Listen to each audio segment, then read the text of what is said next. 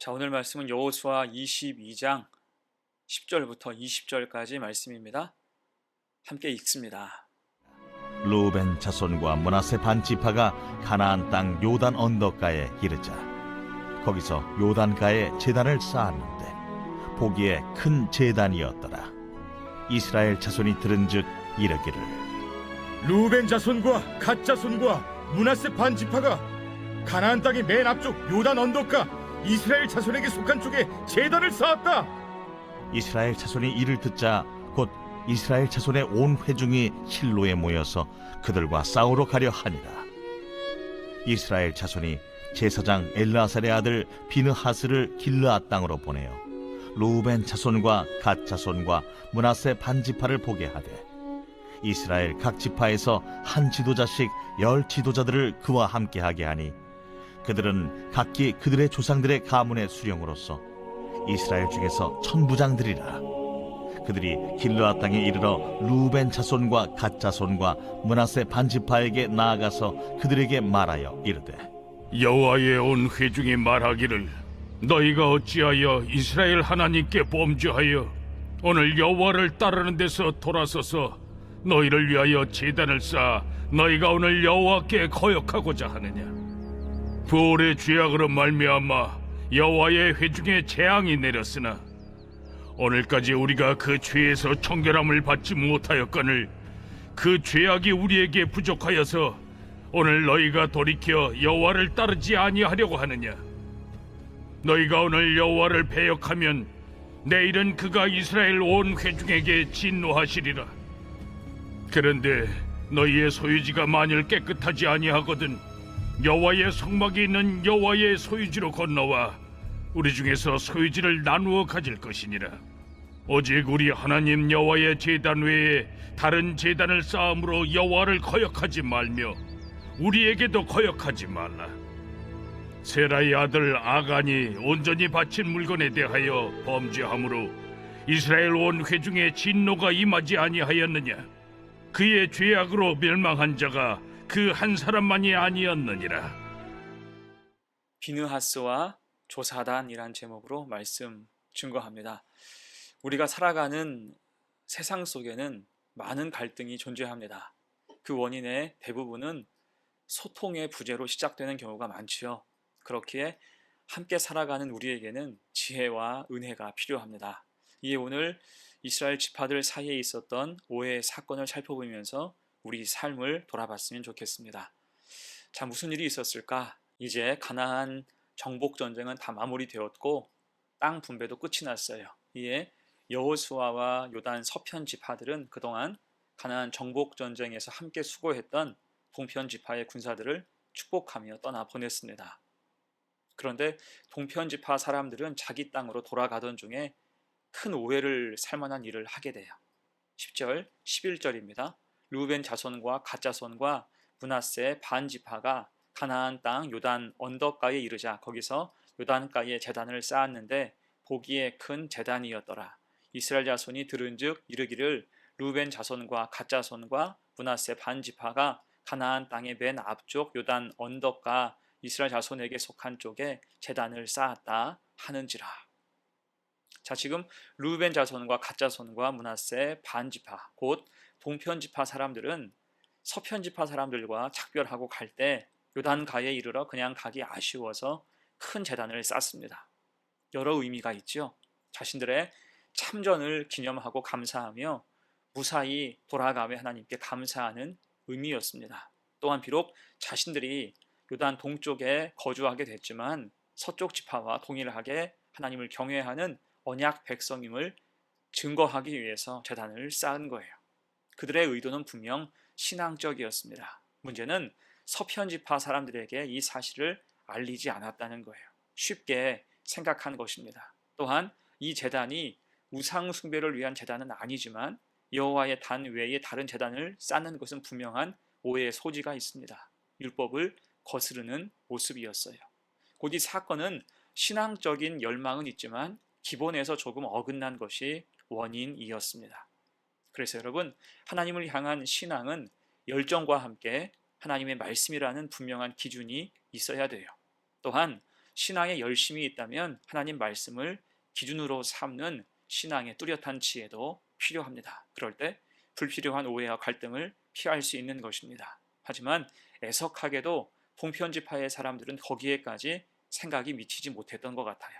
그럴 때 의도와는 다르게 서편 사람들은 그 제단이 우상에게 제사하는 단이라고 생각하게 되었고 크게 분노하게 됩니다. 12절 보세요.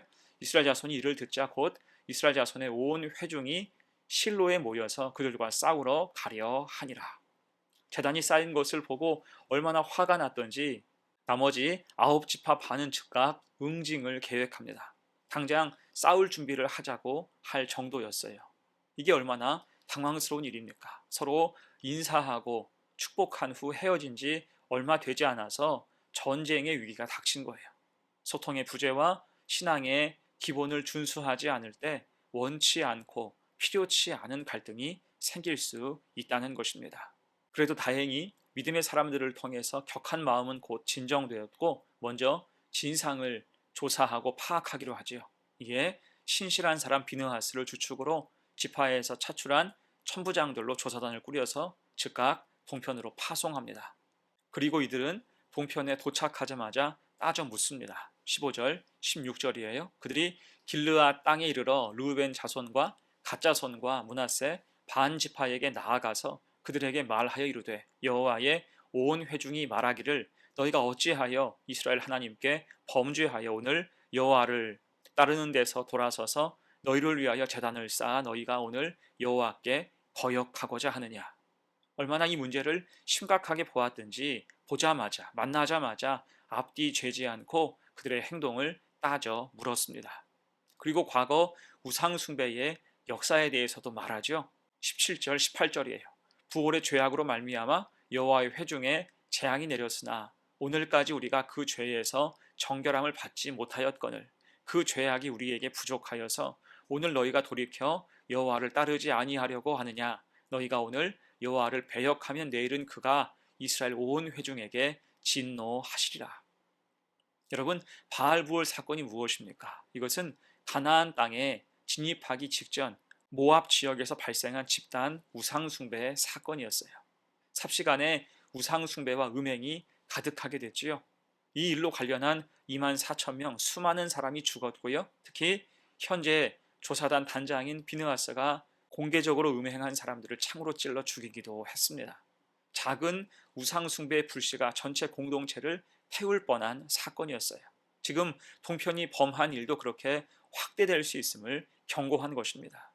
그래서 이제 권면하지요. 19절이에요. 그런데 너희의 소유지가 만일 깨끗하지 아니하거든 여호와의 성막이 있는 여호와의 소유지로 건너와 우리 중에서 소유지를 나누어 가질 것이니라. 오직 우리 하나님 여호와의 제단 외에 다른 제단을 쌓음으로 여호와를 거역하지 말며 우리에게도 거역하지 말라. 아멘. 자, 여기서 조사단이 지혜로운 것은 그들이 경고하고 다만 질책하고 압박하는 것으로만 끝내지 않았다는 것입니다. 결국 그들의 말에는 따뜻한 권면이 있었어요. 그래서 하는 말, 다른 제단을 쌓아 하나님을 거역하지 말고 차라리 서편 가까운 곳으로 오라라고 말하지요. 이사를 권한 것입니다. 물론 땅 분배는 다 끝이 났지만 필요하다면 우리 중에서 소유지를 나누어 가질 것이라. 자신들의 기업 중의 일부를 포기할 수도 있다는 거예요. 그 상대를 배려하는 마음과 공동체 의식이 그들 속에 풍성했습니다. 그럴 때 오해는 더 깊어지지 않았죠. 여러분, 그래서 교회도 어떤 문제가 발생했을 때 보이는 대로 판단하려고 나를 세우지 말고 서로 소통하고 이해하려고 할 때 갈등은 조정되고 감정은 누그러지며 활로가 생기는 것입니다. 오늘 본문에도 그런 통찰이 있죠. 자, 그러면서 조사단은 한 번 더 권면합니다. 20절이에요. 세라의 아들 아간이 온전히 바친 물건에 대하여 범죄함으로 이스라엘 온 회중에 진노가 임하지 아니하였느냐. 그의 죄악으로 멸망한 자가 그 한 사람만이 아니었느니라 하니라. 아멘. 이 사건은 유명하죠. 여호수아 7장에서 아간은 하나님의 명령을 어기고 탐심을 부린 끝에 아이성 전투에 패배를 불렀고 이 일로 결국 아간의 일가족과 짐승들은 모두 아골골짜기에서 돌에 맞아 죽었습니다. 곧 아간의 사건은 아직도 생생한 사건이며 이런 가슴 아픈 일이 다시는 발생하지 말자고 당부하는 것입니다. 하나님이 다 아신다는 것을 강조하는 거예요. 자, 이제 말씀을 마무리하면서 내일 본문에서 더 다루겠지만 다행히 조사단의 진심 어린 걱정과 권면이 요단 동편 사람들에게 잘 전해졌고 그들의 본래 의도 역시 잘 전달되어서 오해는 풀어지게 됩니다. 은혜 중에 일이 잘 마무리되는 것을 볼 수 있습니다. 아무튼 이런 오해하는 일들이 우리 삶에도 종종 일어나죠. 이를 방지하기 위해서는 먼저 충분한 소통의 노력이 필요합니다. 또한 믿음과 지혜로 갈등의 상황에서 화합의 길로 갈 수 있어야 할 거예요. 그리고 중요한 것, 우리는 오늘 비느하스와 조사단처럼 지금 시대의 복음과 교회에 대해 오해하는 사람들에게 주님을 바로 전하는 통로가 되어야 할 것입니다. 눈에 보이는 것만으로 판단하여서 복음의 참 진리를 맛보지 못하고 포기해버린다면 그것은 너무나 안타까운 일이 되기 때문이에요. 그렇게 지혜와 은혜로 믿음의 중재자가 되어서 주님의 증인되어 살아가는 복된 성도가 되시기를 간절히 축원합니다. 아멘. 함께 기도합니다. 하나님 아버지, 오늘 말씀을 통해 쉽게 오해가 생기고 갈등이 찾아올 수 있음을 보았습니다. 또한 믿음의 공동체 안에서도 악한 마귀의 공격으로 갈등과 분열과 영적 전쟁이 일어날 수 있음을 늘 인식하며 소통과 이해, 주님이 주시는 지혜와 은혜로 아름다운 공동체를 만들어가게 하옵소서. 또한 교회와 복음을 오해하는 사람들에게 소금과 빛의 역할을 감당함으로 그들에게 진리를 나누어 줄 수 있는 복된 삶을 살게 하옵소서. 감사드리며 예수님의 이름으로 기도합니다. 아멘.